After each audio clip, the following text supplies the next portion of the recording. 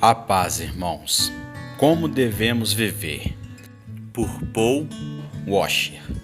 Antes de começar, quero compartilhar algo com vocês.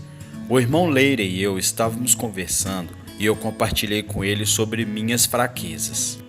E nós conversamos e eu disse a ele sobre mim mesmo. Sabe, quando eu digo às pessoas quão fraco eu sou, elas pensam que eu estou sendo humilde e não percebem que realmente estou dizendo a verdade. Eu gostaria que os jovens presentes aqui soubessem algo muito importante. Algumas vezes, olhamos os homens que pregam e ensinam e pensamos que Deus os usa porque eles têm crescido em algum grau de nível espiritual. Mas isso não é realmente verdade. Veja, eu espero que eu não seja hipócrita. Espero que eu seja sincero. Penso que realmente quero seguir a Jesus Cristo com todo o meu coração. Mas os homens são fracos, não existem corajosos, eles não sabem muito. Deus usa as pessoas fracas. Estou dizendo que se você olhar para a Bíblia, você vê isso. Olhe para os homens e as mulheres que ele usou. Não há isso de grande homem de Deus.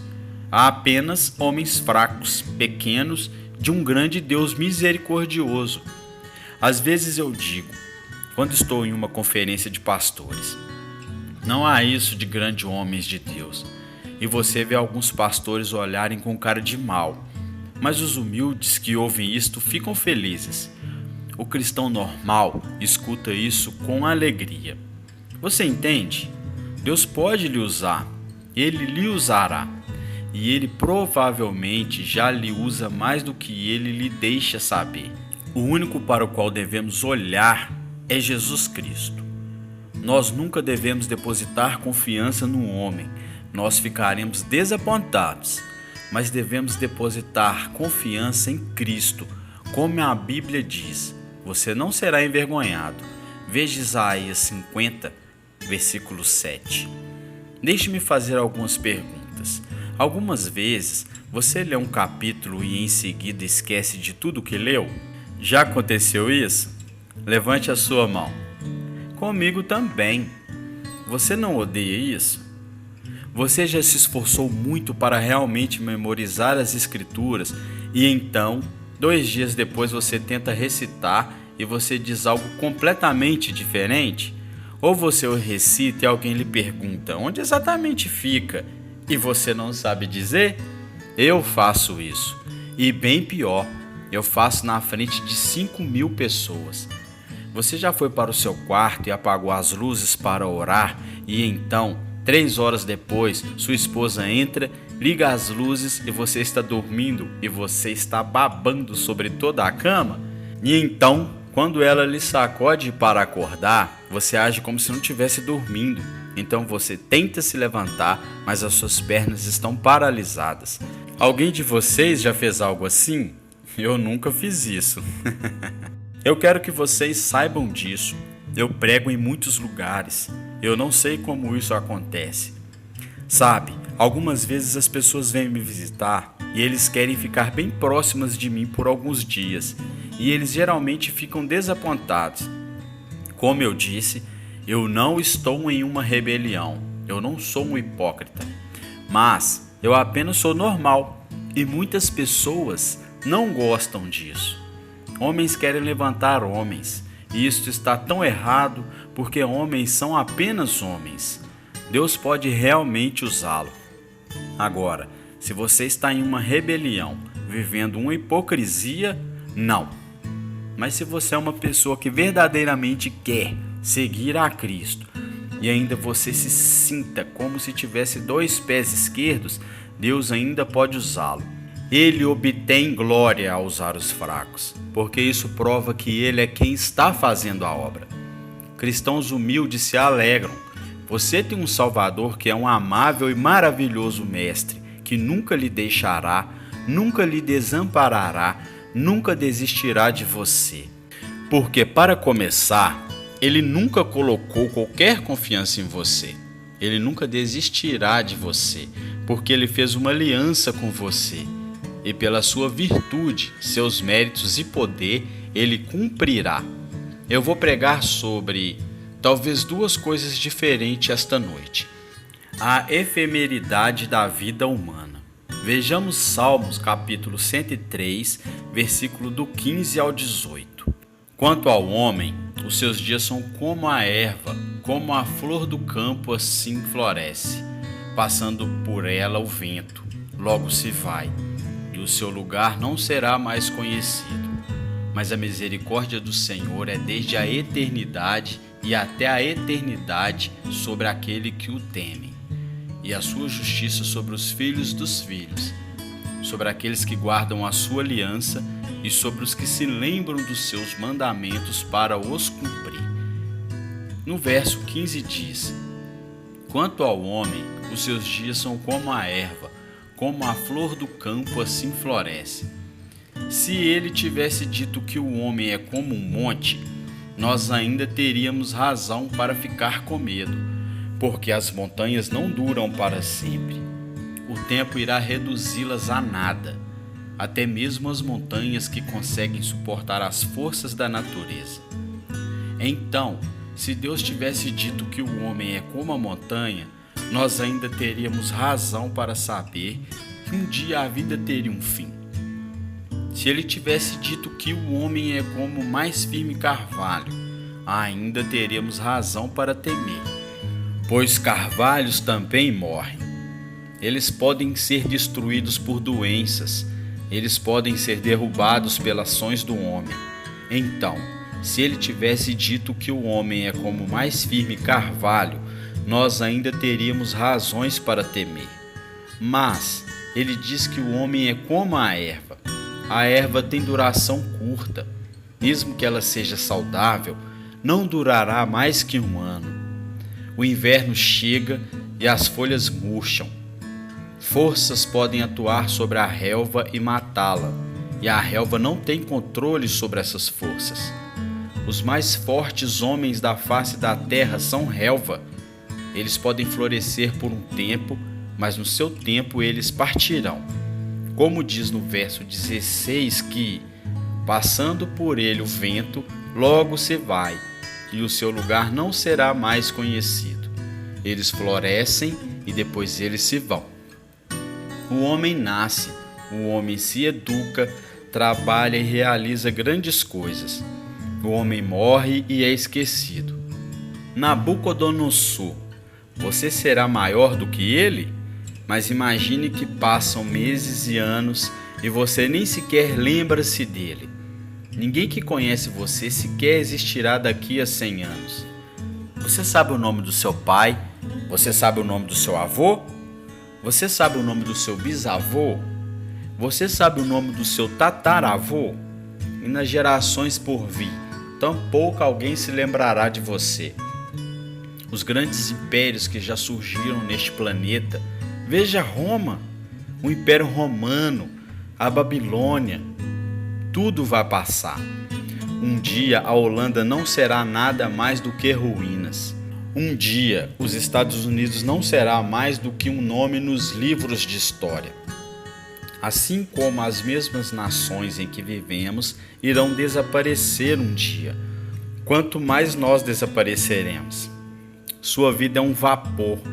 É como a neblina que desce sobre a erva pela manhã, mas o sol vem e a seca e logo desaparece. Ontem você nasceu, hoje você está vivo, amanhã você morrerá. Procure falar com os mais idosos sobre quão rápido a vida passou diante deles. Eles lhe dirão que nasceram ontem, que a vida passou tão rapidamente e que eles desperdiçaram tantas coisas e que eles desejariam tanto poder voltar e fazer tudo novamente, mas eles não receberão a oportunidade. Eles jamais voltarão. Suas vidas acabaram. Nós olhamos para esta congregação essa noite. Tantos jovens fortes, seus corpos são seus amigos. Eles não estão com dores. Eles estão fortes e cheios de energia. Porém, não demorará muito para que ele não seja mais seu amigo, mas seu inimigo. Eles lhe trarão dor, fraqueza. Eles te limitarão. Um dia, alguém terá que lhe ajudar a ir ao banheiro. É isto que está esperando por você. Você vê, nós vivemos num culto à juventude. A juventude é um ídolo. A beleza da juventude é um ídolo. E mesmo as mais formosas pessoas que são colocadas diante de nós hoje como lindas e jovens, em poucos anos irão desaparecer e esqueceremos tudo sobre elas. Veremos ídolos caindo, mas assim que eles envelhecem e caem, colocamos novos ídolos em seus lugares. Existem muitas jovens lindas aqui esta noite, mas um dia você será tão velha, a sua beleza vai desaparecer. Você não mais vai virar a cabeça de ninguém. Vendo algumas fotos da minha mãe na década de 30, ela era tão bonita, e vendo ela deitada no seu leito de morte quando tinha 80 anos, tão fraca e frágil, toda a sua beleza se foi, todas as suas forças se foram. Você sabe qual foi a última coisa que a minha mãe disse para alguém deste planeta? Eu fiquei com ela naquele mês que ela estava acamada antes de morrer. Nas 2 últimas semanas ela estava inconsciente, ela não podia falar nada. Mas a última coisa que eu a ouvi dizer foi quando o seu irmão falou com ela ao telefone. E eu disse: "Mãe, seu irmão Wiley está no telefone. Você pode falar com ele?" Ela pegou o telefone e eu o segurei com ela, porque ela estava tão fraca que nem podia segurar o telefone no seu rosto. Ela não tinha falado nada em 2 dias, e isso foi o que ela disse: "Leia a Bíblia. Creia em Jesus. Leia a Bíblia. Creia em Jesus." Isso foi a última coisa que ela disse neste planeta. Que testemunho! Tudo o que ela tinha, tudo o que ela possuía foi tirado dela. Mas a confissão de fé em Jesus Cristo a carregou até a glória. Os dias do homem são como a erva, como a flor do campo que floresce. E toda a sua força, e toda a sua beleza, e todas as suas realizações, mas de repente Deus diz: "Hoje a sua alma será requerida de você." Como devemos viver? Para os descrentes, nem podemos fazer esta pergunta, porque eles não se importam, porque eles não veem. Eles têm sido entretidos pelo diabo ao longo do caminho. O mundo está em suas vidas e os direciona, e os entretem, e os alimentam, de tal forma que eles nunca se fazem a importante pergunta: por que eu estou vivo?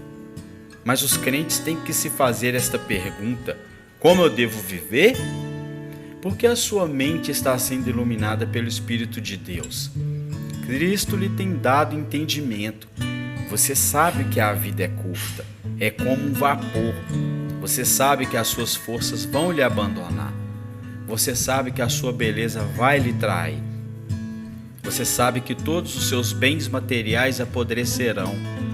Você sabe que todas as suas realizações seculares que você tem conquistado desaparecerão.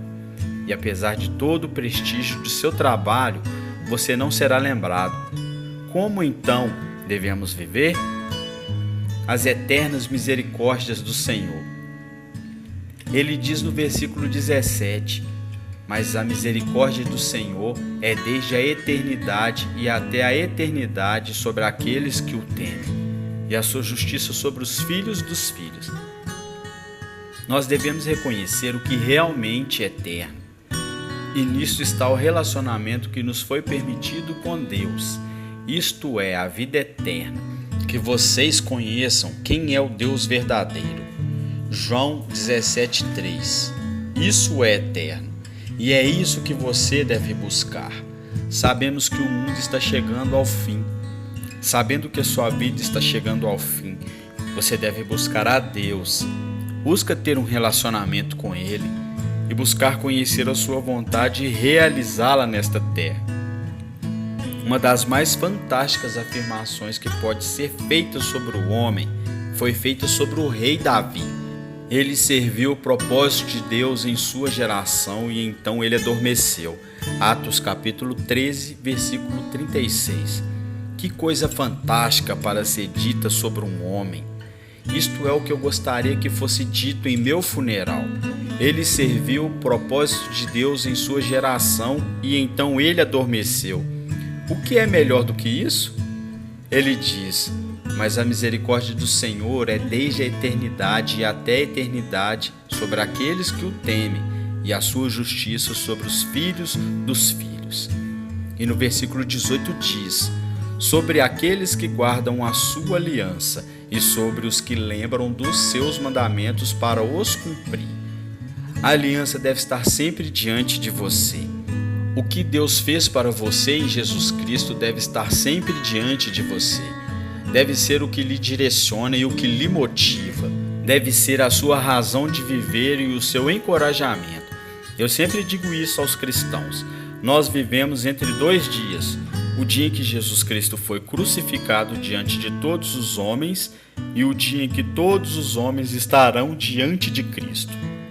Estes são os dois acontecimentos que devem lhe direcionar, que você deve entrar numa aliança eterna com Deus através do sangue de Jesus Cristo. Que você, seus filhos e filhas, que vocês não pertencem a este mundo, que vocês são cidadãos de Sião e que vocês estão avançando para um propósito, uma direção que é a vontade de Deus. Você deve se entregar em conhecer o seu Deus. Você deve se entregar em entender a sua vontade. E você deve se entregar em fazer a sua vontade. Não como um fardo, não como algo que através do qual você possa ganhar um direito diante dele. Os crentes não servem a Deus para que Deus os ame. Os crentes servem a Deus porque Deus os ama. Nós simplesmente respondemos desejosamente e com alegria ao amor de Deus que Ele nos tem dado.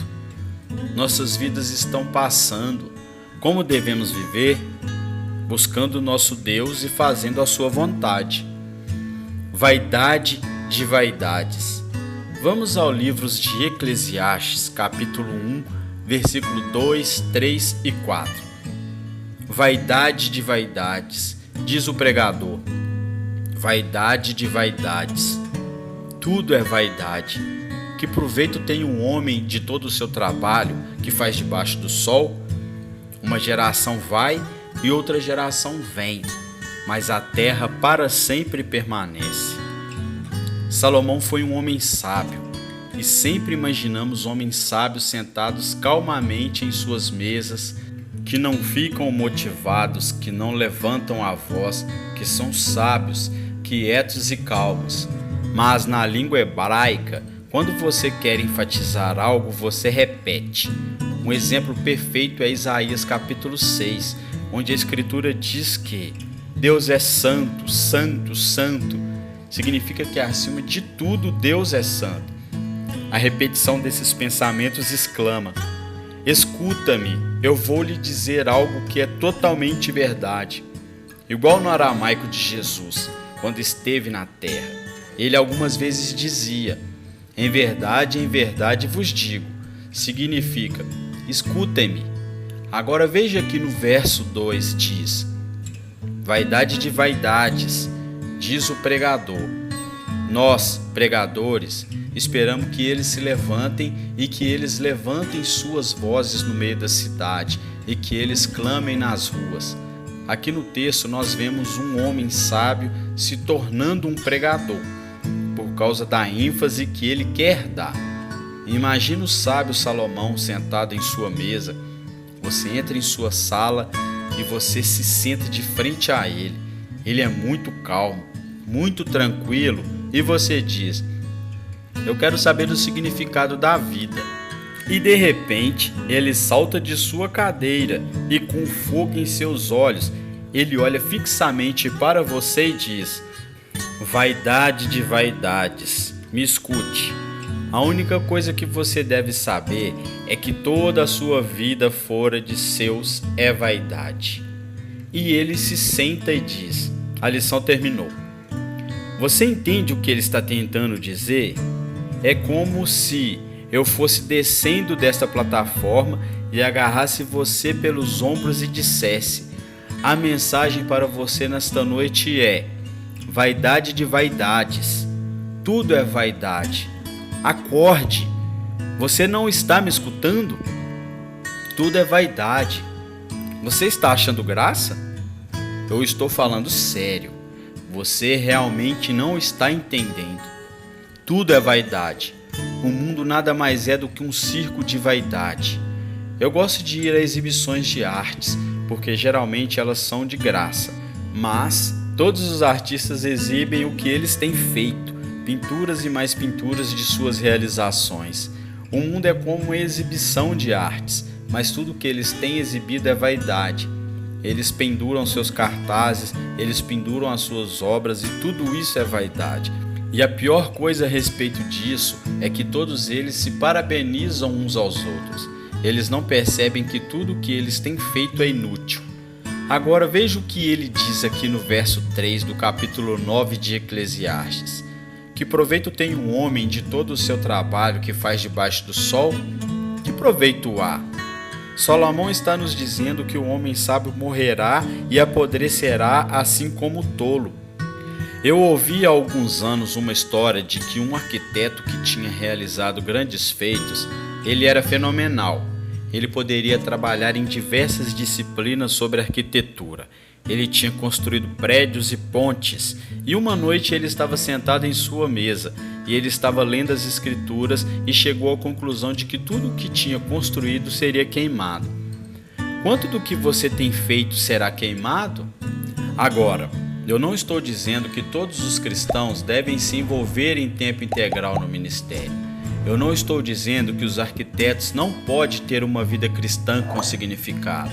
Mas, se você é um arquiteto, é melhor você ter certeza que está sendo um arquiteto de acordo com a vontade de Deus, e você irá projetar e construir para a sua glória, e a sua principal razão de ser um arquiteto é testemunhar o Evangelho de Jesus Cristo para todos que você vier a ter contato. Como viveremos?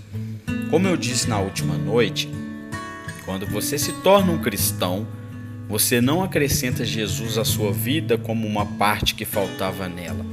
Quando você se torna um cristão, Jesus é a sua vida. Tudo é dele, por ele e para ele. Sua respiração deve ser com o objetivo de adorá-lo. Suas forças lhe foram dadas para servi-lo. Sua mente lhe foi concedida para que você tenha bons pensamentos para ele. Tudo o que você é para ele. Eu tive um professor muito piedoso no seminário. Ele foi uma grande influência em minha vida. Ele compartilhou conosco que certa vez ele foi para o sótão de sua casa e ele disse que havia um baú velho lá, e ele abriu e se ajoelhou. Isso pode parecer superficial para você, mas realmente não era para ele. E ele disse: Senhor, esta noite aqui eu morro. Eu te entrego a minha mente, eu te entrego os meus olhos, eu te entrego os meus ouvidos, eu te entrego a minha língua, eu te entrego minhas mãos, eu te entrego os meus pés, eu te entrego o meu coração, eu te entrego tudo a ti esta noite, e eu morro. Que eu possa levantar novamente e pertencer completamente e totalmente a ti. Eu não quero mais os meus planos, eu quero a sua vontade. Que proveito tem um homem de todo o seu trabalho? Verso 4. Uma geração vai e outra geração vem, mas a terra para sempre permanece. Existem mais de 6 bilhões de pessoas neste planeta. Quantos bilhões já morreram que você não conhece?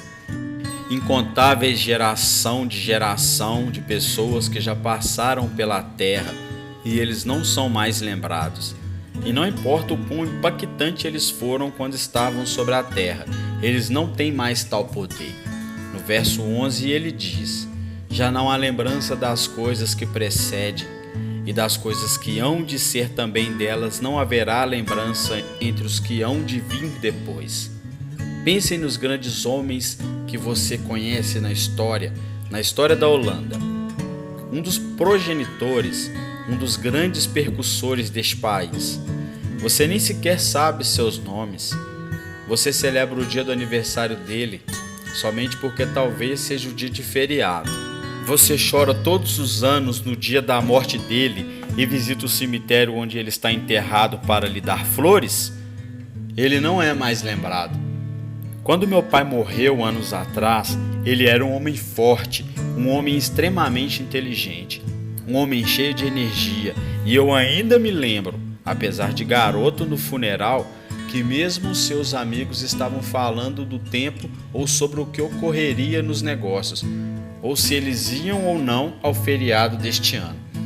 Eu comecei a ficar com tanta raiva.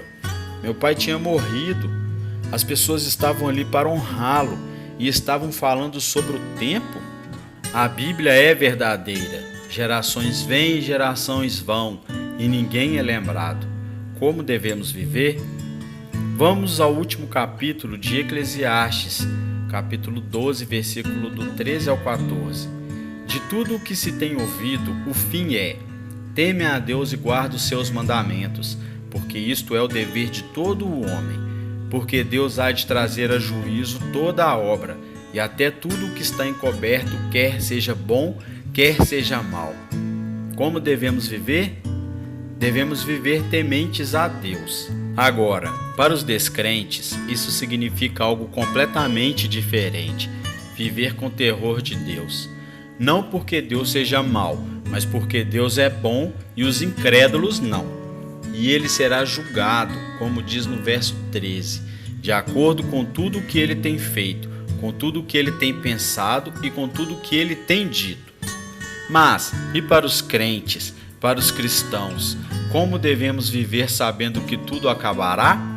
Vivendo em alegria e reverência a Deus, com grande gratidão, com ações de graças, com adoração e louvores, buscando-o para conhecer mais dele e nos entregando para fazer a sua vontade, separando-nos das coisas deste mundo que nos contaminam, sem ter nenhuma parte com as obras das trevas, e nos entregando em devoção a Deus, servindo a outros em seu nome, com grande esperança que, embora o mundo termine, embora você entregue o seu corpo à morte, um dia a trombeta soará e os mortos em Cristo ressuscitarão e estarão com Ele para sempre.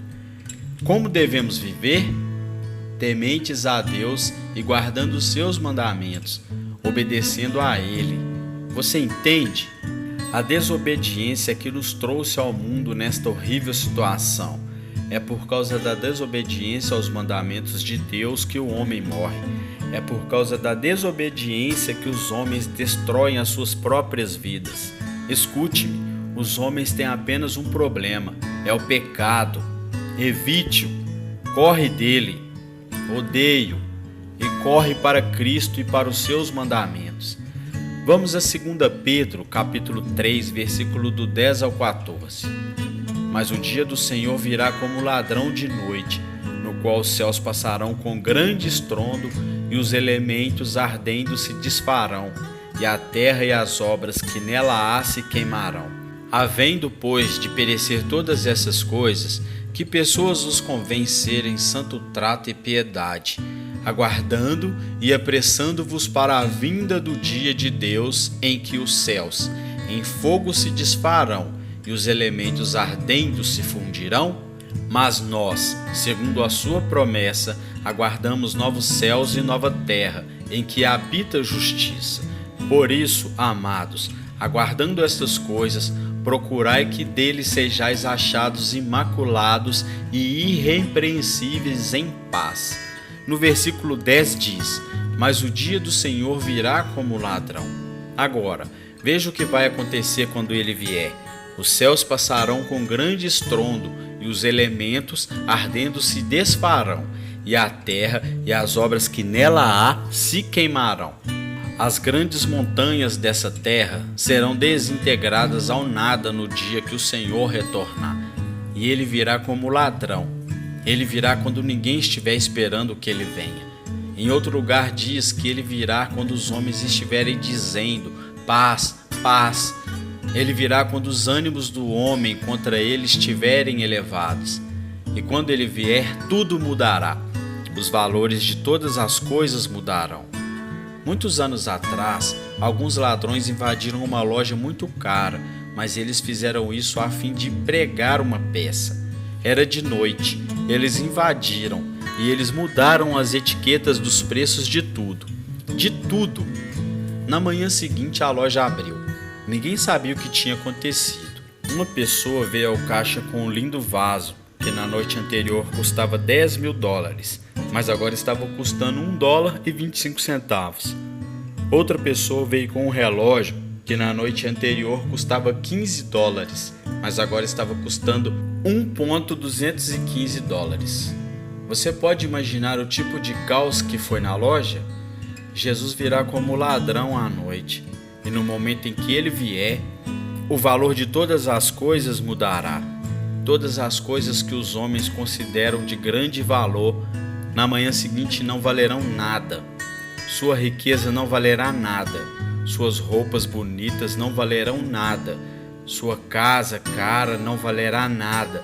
Sua fama mundana não valerá nada. E todas as suas grandes obras não valerão nada. Neste exato momento no Ocidente, o Evangelho de Jesus Cristo não tem valor nenhum. Nós tivemos aqui esta noite um pregador da rua vindo da Inglaterra. Ele se levanta no meio da cidade e clama que Jesus salva. E tudo o que as pessoas podem pensar é: por que aquele homem não arruma emprego para realmente ajudar a sociedade? Quanta sabedoria proclamada nesta mensagem sem valor? Piedade em nossa cultura não tem nenhum valor. Pureza não tem valor nenhum. Dedicação, devoção às coisas de Deus não tem valor nenhum.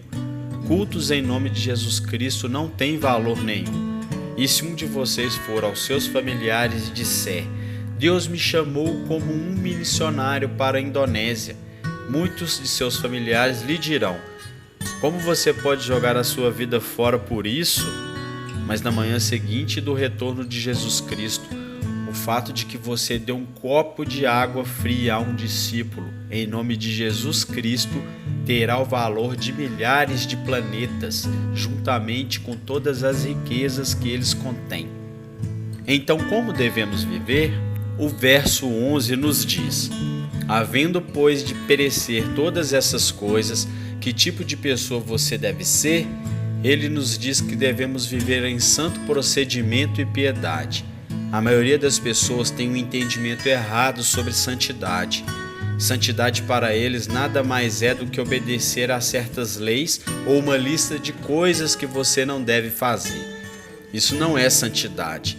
O que significa Deus Santo?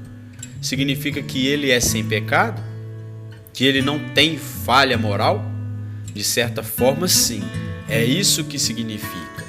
Mas, se esse não é o real significado do termo, santidade significa separado.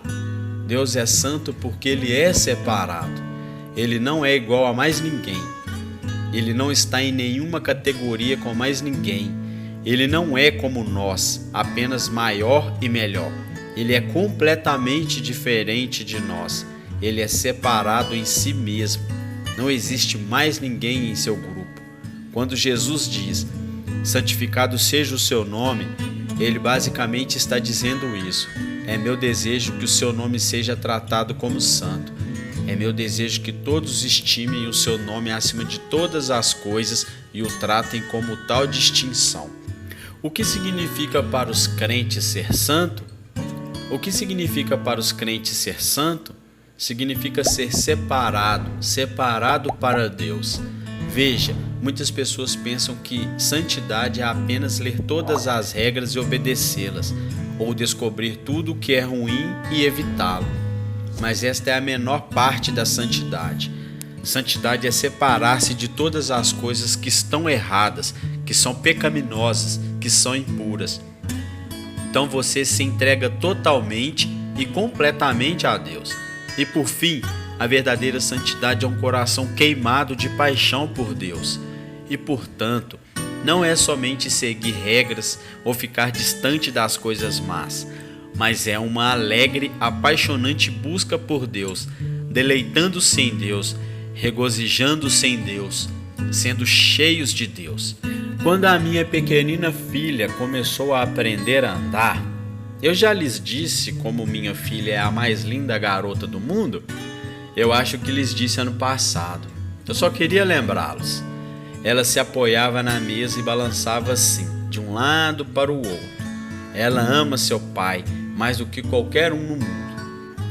Então eu vinha até ela e dizia: Rowan é o seu nome. Não é um nome muito lindo? E eu dizia: eu gostava de fazer isso como na América ou assim como no Peru. Vem, Rowan, vem, que significa venha. Então Rowan fazia isso. Apoiava-se com um braço na mesa e esticava o outro na minha direção. Então eu me afastava mais um pouco e ela continuava tentando alcançar, fazendo assim, esticando a perna.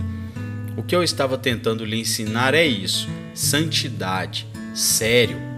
Eu estava ensinando-lhe que o seu desejo por mim tem que ser maior do que o seu desejo pela mesa, e que se ela realmente me quisesse, teria que largar a mesa. Você entendeu o que é santidade?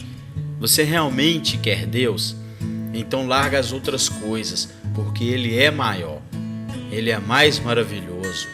Ele é mais digno de qualquer coisa. Isso é o que significa viver em santidade. Uma pessoa sentada com um pequeno caderno, marcando coisas que ela quer fazer, mas não deve. Ela tem todas essas coisas más que ela quer fazer, mas ela diz: bem, eu tenho que me afastar disso se eu quiser ir para o céu com Deus. Esqueça, não é isso. É olhar para Deus como Ele é, tão glorioso, tão maravilhoso, tão amável e bondoso, que você lança distante todas estas outras coisas, porque como o apóstolo Pedro, você vê que isso é lixo.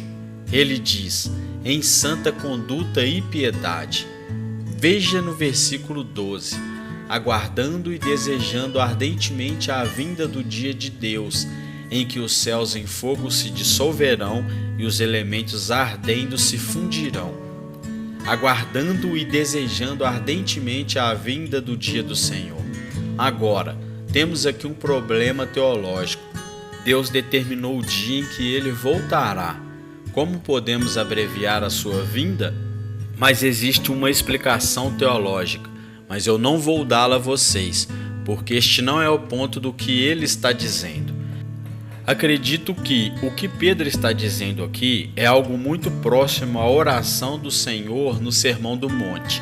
Ele não está tentando ensinar algo aqui sobre soberania divina e liberdade humana, mas encorajando os crentes a buscarem constantemente por Cristo e fazerem a sua vontade, avançarem em seu reino e clamarem: Pai nosso que estais nos céus, santificado seja o teu nome, que venha o teu reino.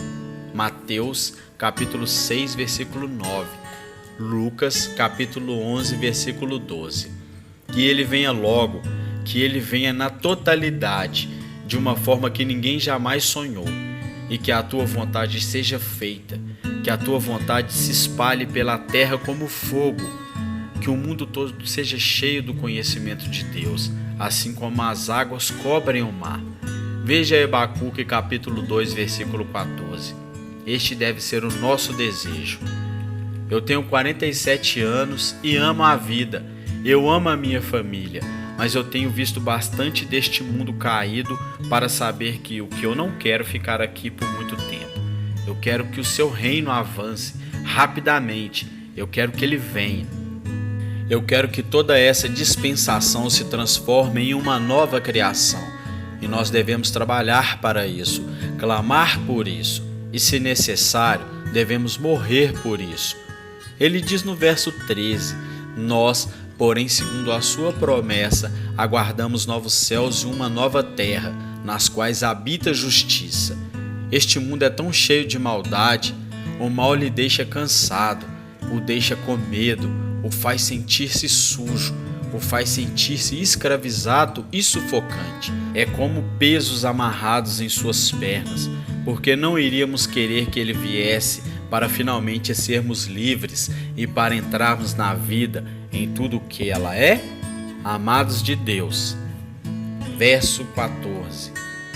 Portanto, amados, como estáis aguardando estas coisas, Procurai diligentemente que por ele sejais achados imaculados e irrepreensíveis em paz. Agora, olha a primeira parte do verso 14. Portanto, amados, você ouviu o que ele disse? Você ouviu como ele está lhe chamando? Ele não está dizendo, portanto, aqueles de vocês que amam a Deus. Porque se ele dissesse isso, nós todos pensaríamos, eu realmente amo a Deus, o amo o suficientemente? Não teríamos paz, nem segurança, nem força. Mas ele diz, portanto, os amados de Deus, uma das maiores verdades de toda a Bíblia. Olhe para João, o apóstolo João, por um instante. Quando ele se refere a si mesmo em seu evangelho, ele não chama a si mesmo pelo seu nome. Ele também não diz o apóstolo que amou Jesus, mas ele diz o apóstolo que Jesus amou. Veja João capítulo 13, versículo 23, 19, 26, 27, capítulo 20, versículo 2, capítulo 21, versículo 7, capítulo 21, versículo 20. Ele não está olhando para dentro de si para ver se ele ama a Deus o bastante.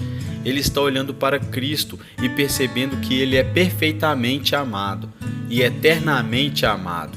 Suas forças e confianças não vêm de seu amor por Cristo, mas vêm de Cristo, do seu eterno amor e imutável por ele. Alguns de vocês vivem de uma maneira na qual estão sempre preocupados, sempre miseráveis, sempre estão com medo, porque vocês constantemente estão olhando para si. Eu amo perfeitamente? Eu me arrependi perfeitamente? Eu creio perfeitamente? Se você faz todas essas coisas, então você nunca precisaria ser salvo. Pare de olhar para dentro de si, pare de olhar para você mesmo, pois você não encontrará segurança lá. Olhe para Ele, olhe para Cristo, e então você encontrará toda a segurança que você nunca teve.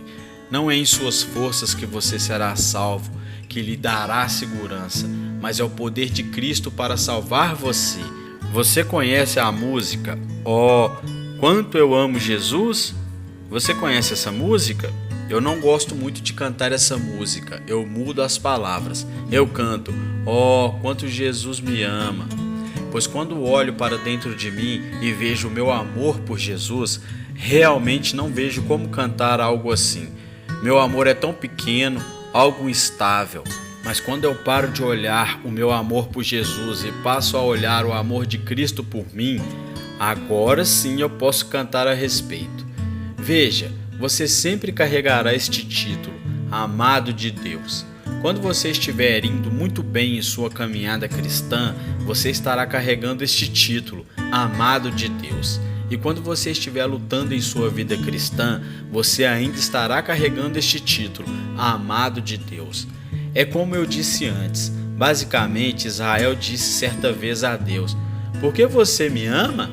E Deus disse, eu te amei porque eu te amei. Sim, mas por que me amastes? Porque eu te amei. O que ele está tentando dizer? Ele está dizendo isso a você, crente. Eu amo você não por causa de você, mas por causa de mim, pois meu amor nunca dependeu de você. Meu amor flui por quem eu sou.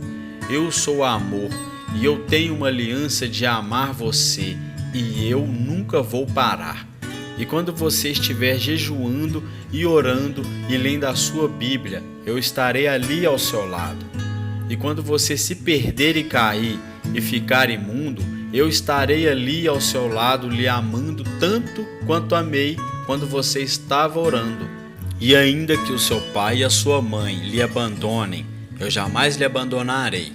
Você está registrado nas palmas das minhas mãos. O seu nome está escrito em meu coração. Então ele diz, portanto, amados, como estáis aguardando estas coisas? Veja o que ele está afirmando. Ele sabe que os verdadeiros crentes estão olhando para a vinda de Cristo, estarão olhando para o fim do mundo, porque lá está o tesouro.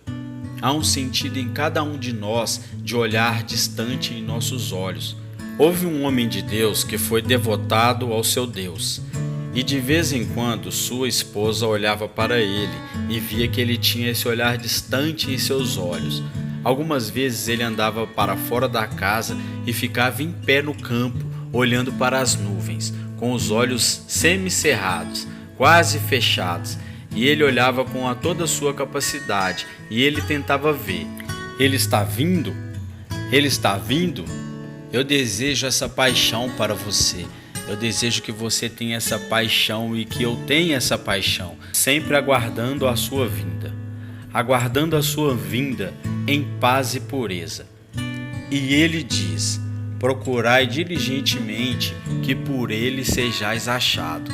Quando ele voltar, ele encontrará cada uma de suas ovelhas, mesmo que seus corpos estejam enterrados no mais profundo mar, ele as encontrará lá. Mesmo que estejam jogados na mais densa e escura selva, ele as encontrará lá. Você nunca precisa se preocupar em estar perdido. Ele lhe encontrará, porque a sua reputação está comprometida em encontrar você. Encontrando você, ele prova que é o pastor supremo, e todos aqueles que o Pai deu a ele não perderá nenhum sequer. Veja João capítulo 6, versículo 37 a 39. E terminando, ele diz isto: quando ele encontrar você, você deve ser diligente para ser encontrado em paz, imaculado e irrepreensível. Aqui está o que o Senhor deseja para você: duas coisas, paz e pureza. Também podemos dizer inocência. Primeiro, Deus deseja encontrar você em paz com Ele.